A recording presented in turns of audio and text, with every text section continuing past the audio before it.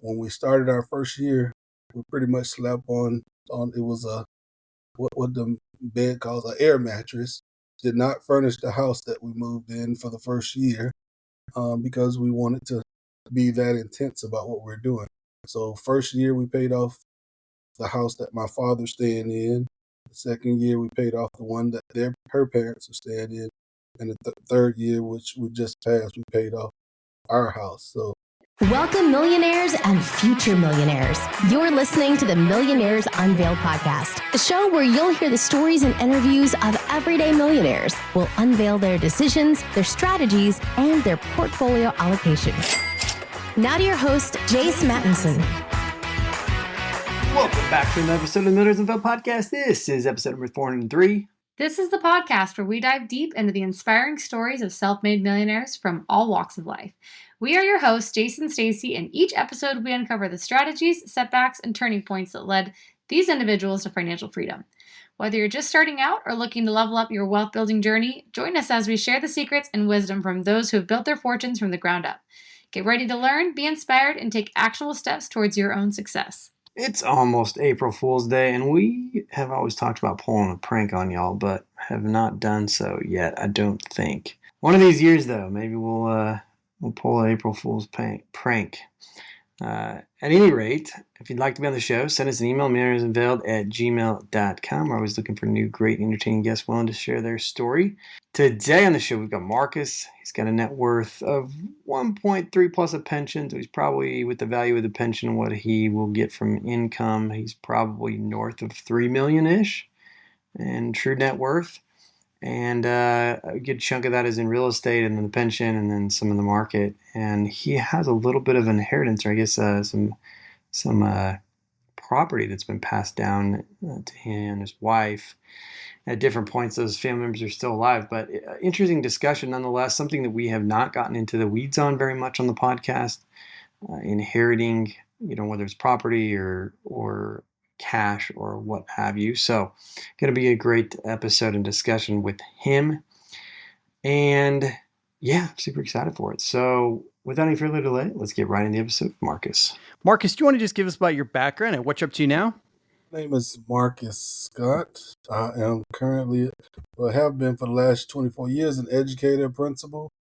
I do a lot of things, though. I'm an author as well. Just wrote a book, 7 systems for increasing school improvement. So I have youth program, started a nonprofit. I do real estate on the side. So got a lot of irons in the fire. That's awesome. And I can't wait. I don't know that we've actually ever had a principal on the podcast. Maybe one actually that I recall out in California, but this will be pretty cool. Obviously a very important profession and something that is very highly respected. So I can't wait to get into the details of that, plus all the other things that you got going on, a nonprofit and giving back and whatnot. But before we jump into that, what's your net worth today?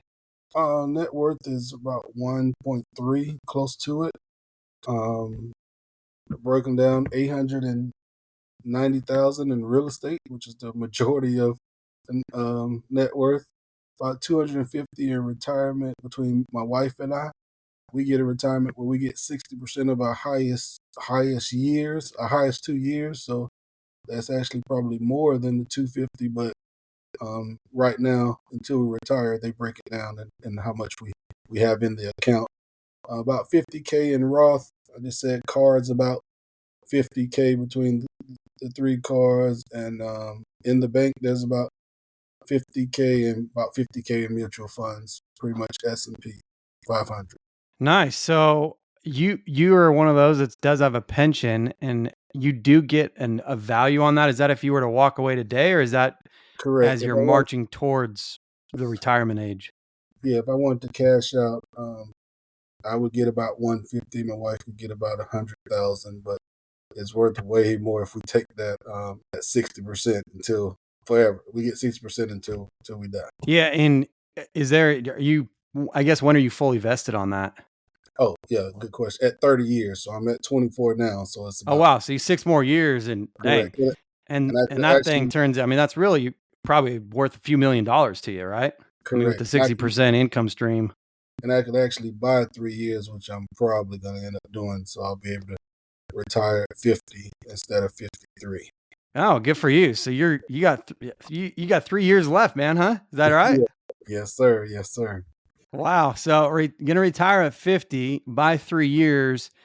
And then, I mean, that thing probably turns into a few $1,000,000 for you, I would imagine. So Correct. really, you say your net worth's 1.3 or whatever, but it's probably closer to 3 plus, I would imagine at this point with that pension. Yes, sir. Probably so. Good for you. Good for you. So the money that you've got in real estate, the 850 or so, is that in primary resident, investment properties? Kind of break that down for us as that's a big bulk outside of the pension. Yeah, pretty much. Primary residents don't really have any, but inheritance as well. My wife, her property's worth almost 500,000. So that's a big part. It's on the beach. That she inherited. I inherited property that's worth about 200,000. Then our primary is worth close to 200,000, and then we have about a $50,000 tract of land, about 2.5 acres as well. So that's what that's broken out. And is any of that paid for? Yeah, and that's pretty much where all of our net worth come from. We were on this debt free journey about 4 years ago when we got married. So just recently, our goal was to pay off 3 houses in 3 years. We did it in a little under 4 years. So everything's paid off. Good for you. That's Yeah. awesome. So I want to pry a little bit, if you don't mind, on the Sure. inheritance stuff, because we've only talked about that Mhm. probably like, I don't know, maybe not even a handful of times. And I think there's only really been one or two that has had this happen. But this is not that uncommon Yeah. to have happen in our society, especially as we see this baby boomer wealth transfer, starting to happen. Walk us through. I mean, did you know you were going to inherit those properties? Did you do anything to prepare, for that inheritance of those properties? Walk us through that a little bit. I call it inheritance. I can't say inheritance because that would assume that someone passed. So no one's passed. Our parents just handed it down to us, even though neither one of us are the older sibling. They relinquished it to both of us. So she gained her property from her parents, and I gained mine from my parents as well. So there was no actual, other than transferring it in our names, no real process. And why did they choose to do that while they were still living, if you don't mind me asking? Um, I think both of us were always pretty much the one that ran the family. I know myself personally, we didn't grow up with a lot of funds, and I can ever since I remember in pretty much high school, I pretty much was like the one that helped run the household as far as helping them pay the bills and everything. So I just think they felt we were the ones. So The I chosen feel, ones, huh? I like yeah, it. and I think they felt we were the most responsible ones in both of our families. And I think if something happened to any of our siblings, they know that we'll take care of them as well. Did that kind of get discussed amongst the family that was going to happen, or did it just kind of happen and it's still kind of a secret? No, it's no secret. It's definitely known.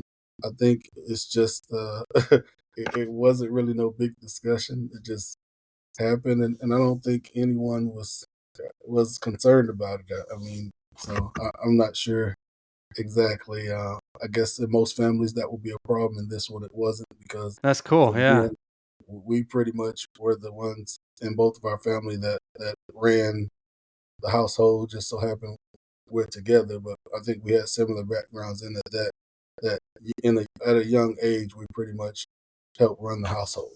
Wow, good for y'all.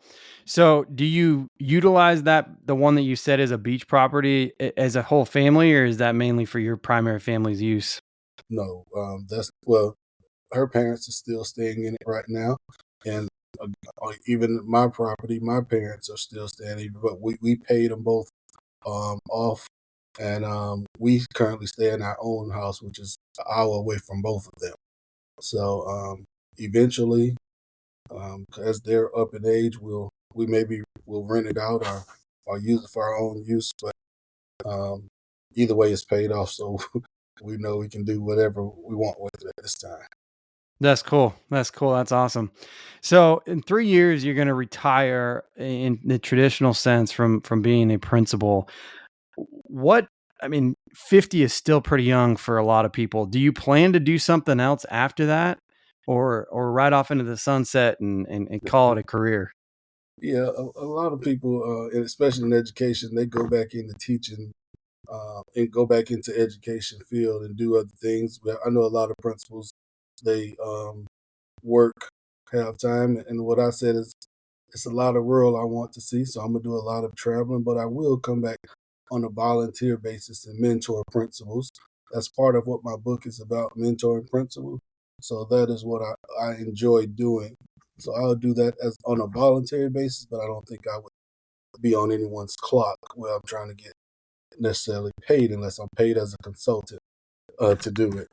Can you tell us more about your career path as an educator and principal?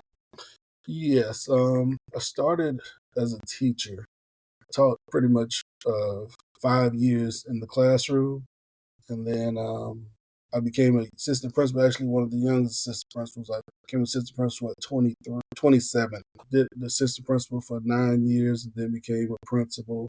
Been a principal for this is my 11th year as a principal, so hopefully in the next 6 years I want to be a superintendent. That's my next goal before I retire. But I tell people whether I make that goal or not, when that 30 years is up, I'm pretty much retired. So hopefully I can meet that goal in the next 6 years. But that's pretty much been my path. I also teach college classes, which I'm currently doing where I teach people that want to be assistant principals and principals. They have to go the certification class through me. So again, that's something I enjoy doing, and again, I would do it for free. So I don't mind doing that afterward. Just won't be on a timeline. When you moved from the classroom to the assistant principal role and then later a principal, did you have to uh, pursue a master's degree with that or take on any student debt? Correct. Oh, and I'm glad you mentioned that. I actually have a master's special. I have three other degree master's specialist, and I just finished my doctorate last summer. But part of the debt, we had almost a million, really 800,000 in debt. So 400 of that was student loan. And fortunately enough, I'm in education where mine was one of those student loans that was eliminated. So that's why we only had to do the other 400,000, which was mainly houses to pay off.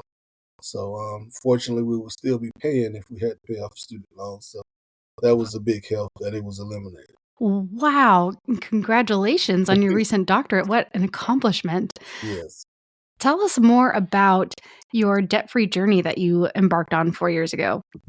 When we got married 4 years ago, we said we wanted to definitely be debt free, and we were Ramsey like ish, as they say, where we pretty much tried to stick to a budget with that.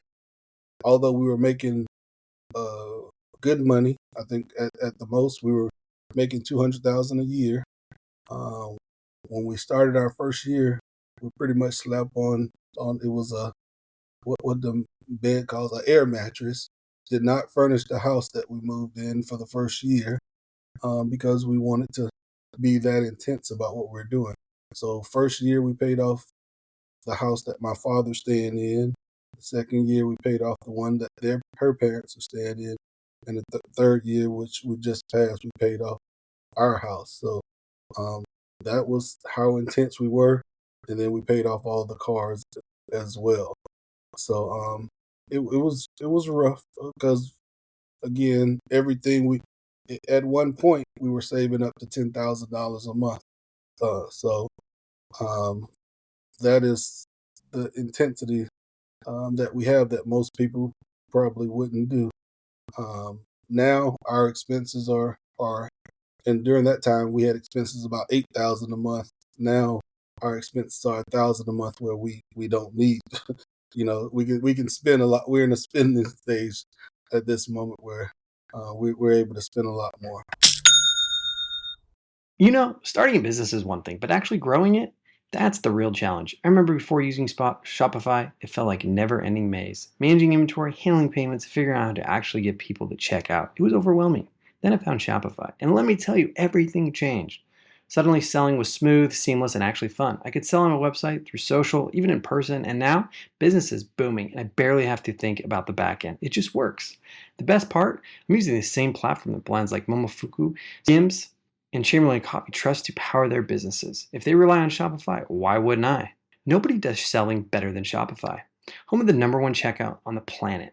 And the not so secret Shop Pay. What boosts conversions up to 50%? That means fewer abandoned carts and more sales. If you want to grow your business, your commerce platform needs to be everywhere your customers are. On the web, in your store, in their feeds, literally everywhere. Businesses that sell more sell on Shopify. Upgrade your business to get the same checkout. Upgrade your business to get the same checkout that we use. Sign up for a $1 per month trial period at shopify.com/unveiled, all lowercase. Go to shopify.com/unveiled to upgrade your selling today. Talk about delayed gratification and focusing on your financial goals. That is so impressive. Can you tell us a little bit more about what your financial lifestyle was like before getting married? Where were you coming from? Um, Before getting married, we wasn't on a debt free journey. So she was a lot better with her finances. She had about 40K in the bank, and that helped us because we paid off the wedding, which was very few. It was during COVID, so it helped us out a lot with the number of people. With about 13 of that, and I had about 20K in credit card debt, and we paid that off, and then that's pretty much started on our journey. So I will be honest, wasn't very good with far as creating a budget. That was right before we got married. Was the first time I really created a budget, but I was in charge of managing it because I'm a math person. I can do it. I just never sat down and thought about where we could go if we did what we did. So once we actually sat down and thought about the plan, we executed it, and again, that's pretty much where we become a millionaire at because we pretty much eliminated all that debt that we have. When you were first starting your career, I mean, did you think about becoming a millionaire? Did you have a plan? Was the pension kind of the big carrot out there that, hey, I commit to this for 30 years and I get the pension? Or walk us through that a little bit. Yeah, and that's a good question as well. Because I actually became an educator because I just felt like, again, I grew up poor, so I felt like, well, I can't say poor, in poverty. Um, I felt like I just wanted to live comfortably. So, and most teachers at that time, I mean, a lot of teachers now you can see, but back then they pretty much lived comfortably and didn't look like they had any financial problems. So that was part of the reason, other than I like helping youth as well, that I went into education. So I wasn't definitely nobody goes into teaching think they're gonna be a millionaire. So I definitely, like you said, I plan on doing my 30. I would be pretty much set with the 60%, and really didn't know that my 60% would be as much as it is because once I became a principal, I'm up in the 150s, 160 salary. So my goal again, if I become a superintendent, to be in the 200. So the more I can get retire over 100,000 in retirement, is better. But that was not a goal growing up. It's just to live comfortably, and now that I'm able to live comfortably, I'm more into giving back, which I've always been, even when I didn't have. But that's one thing into retirement that I'm looking forward to, giving back to others and teaching them. I also do a podcast as well one on education on Wednesdays and the other on financial literacy. So I like to teach, especially our youth, about investing and how if they let the money sit and compound interest can help them be successful. Well, you are truly an educator through and through, aren't you then? Yes, ma'am. What would you say was the catalyst to this huge financial overhaul for you and your wife? I don't know if it was a catalyst. It's just writing and reading at the time. It just happened to all come at the same time as we were engaged. I started reading Dave Ramsey, and I'm like, okay, this makes sense. Not knowing that if it would work or not, but just reading it, I just thought that formula, you should eliminate your debt before investing and just going. Credit cards are a problem because it was a problem for me. So just reading it just made sense for how I needed to live, or how we needed to live, and she was on board. And I think that's a big part of it. Your spouse definitely have to be on board because at times she didn't. There's some give and take as well. Like I said, we lived on basically nothing, and that gets tiresome in a 3-year span when she used to having a hair and nails and going out every day and eating out. That doesn't happen as much. So there are times we had to break the rule and say, okay, tonight we're gonna do this. So we're through that part of our life, but I think it was a good journey for us. Sounds like she kind of whipped everything into shape a little bit. I like it. Yes, definitely. Good for y'all. Two people align on the same page. It can do amazing things. So kudos to you. So let's talk a little bit about in the future here, retirement looming. How did you come to the conclusion that, hey, maybe in the 3 years from now, or whenever you decided that 5 years or 10 years or whatever it was, that maybe stepping aside at 50 was the right thing to do? Because I feel like in our society that has become a large challenge, and trying to figure out when's the right time. Is it an age? Is it a number? Is it a feeling? What drove you to make that decision? I love what I do, and I don't think that definitely doesn't drive my decision. But just I think this journey and being debt free. One thing I didn't mention, I switched jobs this year. I became a principal of another district, and my primary. I started at the college level full time as well. So when I was working at the college level before I switched district, that allowed me a lot of free time um, to write my book and also think about life after retirement. And just thinking about that and having that freedom allowed me to see that waking up 5 o'clock in the morning every day is not is something I've been doing for 24 years, and when I don't no longer need to, I won't. And not to say again, I will always help students. So I think even though again, that's why I said I don't mind not getting paid for it. If I get paid, it's going to have to definitely be on my schedule. But I think more of the time that I work, because once I'm up, I'm good. But I love to sleep as well. So I think That that 5 plays. a.m. alarm clock's driving a little bit of this, huh? I could tell. I Yeah. like it. So I definitely think that has the bulk of it.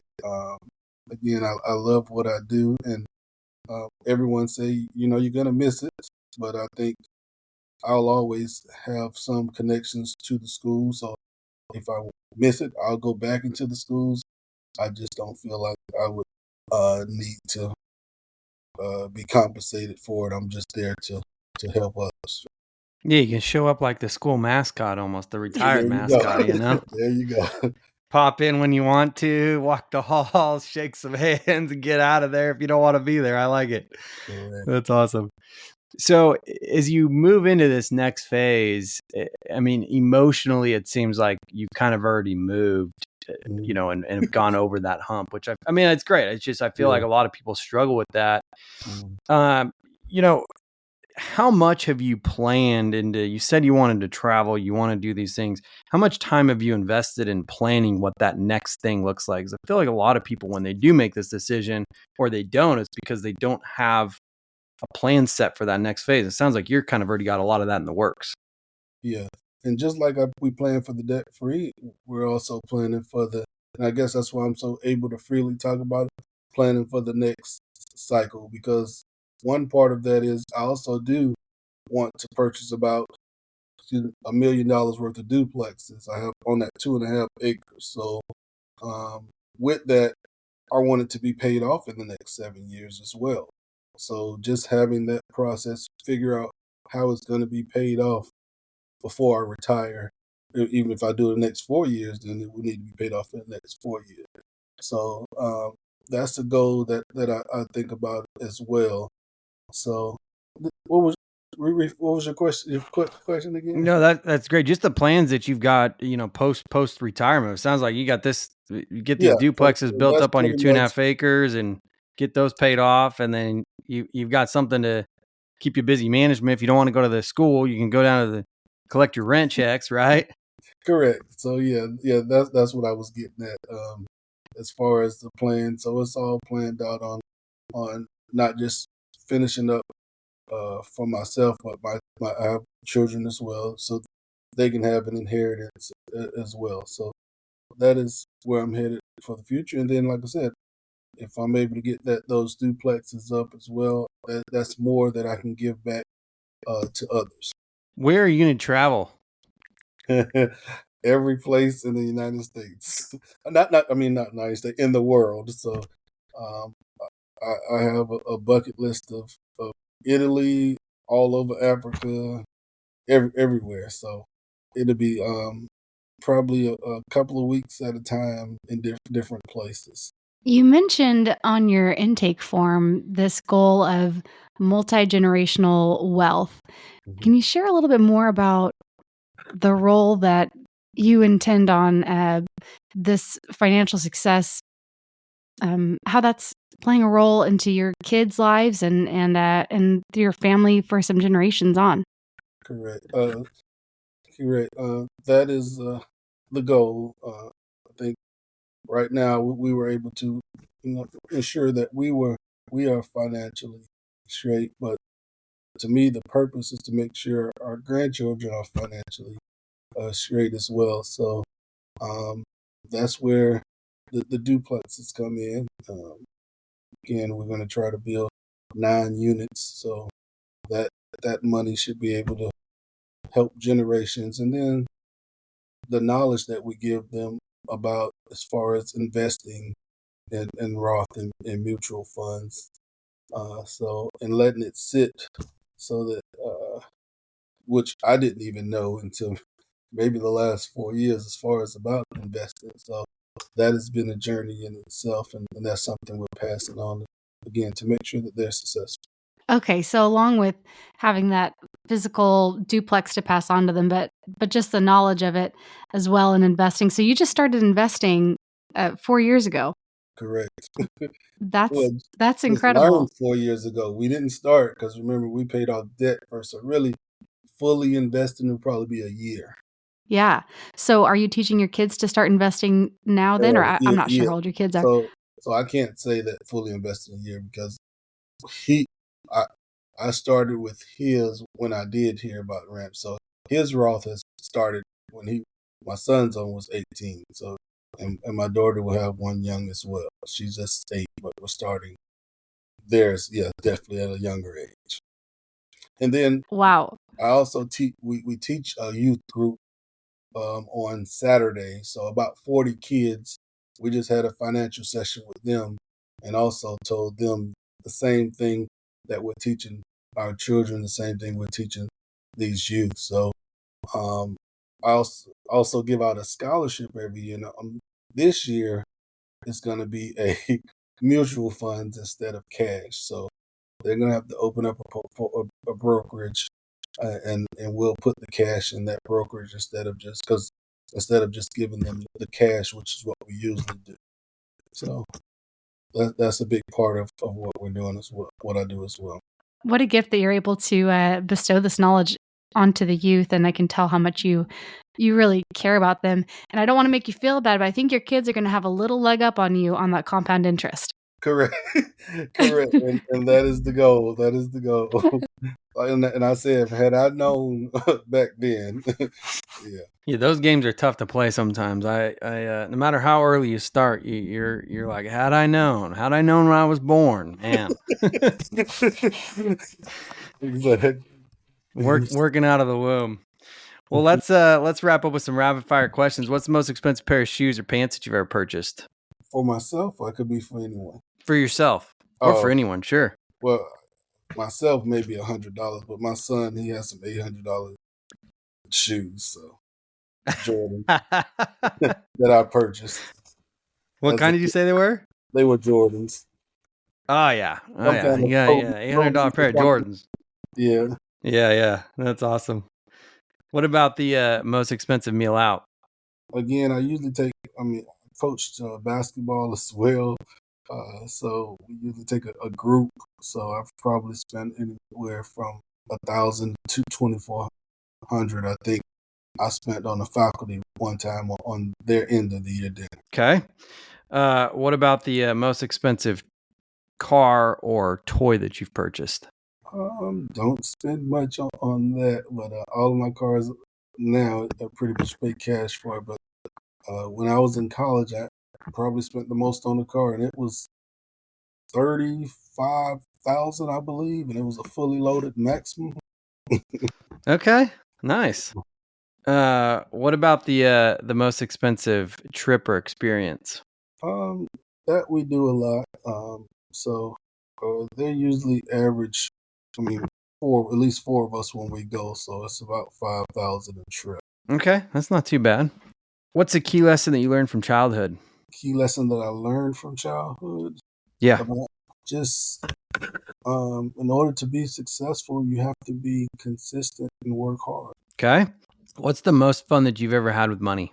The most fun I ever have anytime I go out with family. I think that's pretty much fun. We're going to a game. My son and I, he plays basketball, going to the Hawks game this week, and we that's things like that. We pay at a premium, so we're going to be on the front on the floor. So those are fun things, having floor seats to a Hawks game. Oh, that'll be awesome. Yeah. You definitely won't forget that. Would you say those are your favorite things to spend money on too? Those kinds of experiences? Yeah, experiences are definitely the most fun things to spend money on because they'll never be forgotten. Even again, back when I coached, there are kids that I coached when I was 7 and 8. They remember to this day things that we did back then. So definitely experiences is the best way to spend money. What's the craziest thing you've ever done to earn money? I've pretty much done it all. I've pushed carts at Walmart. I've delivered pizza. I've bagged groceries. I tried even Uber, but I did that at an older age, so it wasn't worth the money for me. All the other things I did when I was pretty much in high school and college. But yeah, so those would be things, nothing outlandish. How did you make your first buck? My first buck was actually when I was 14.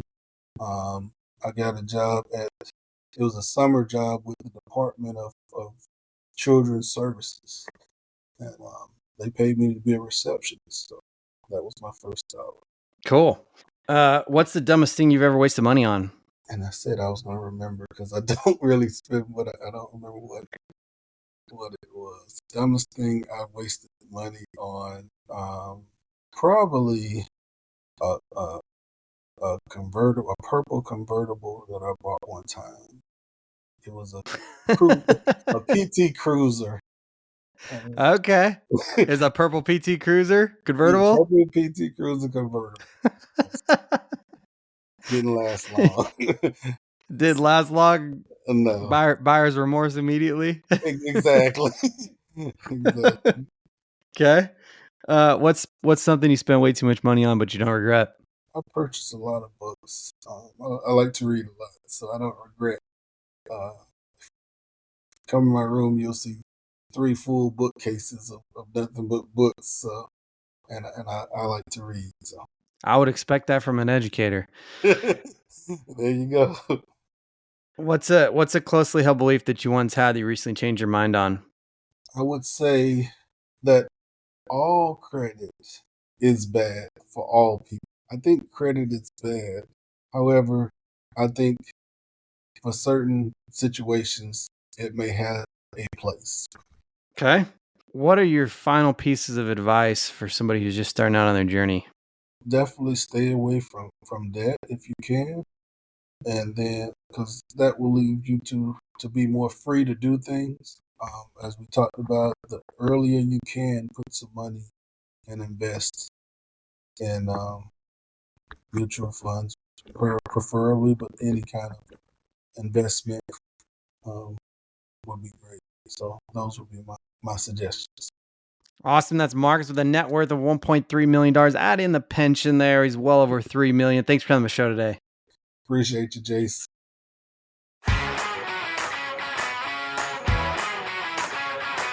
Thanks for listening to the Millionaires Unveiled podcast with Jace Mattinson. For more stories, investment opportunities, and information, check out our website, millionairesunveiled.com. See you next time when you'll hear from another everyday millionaire.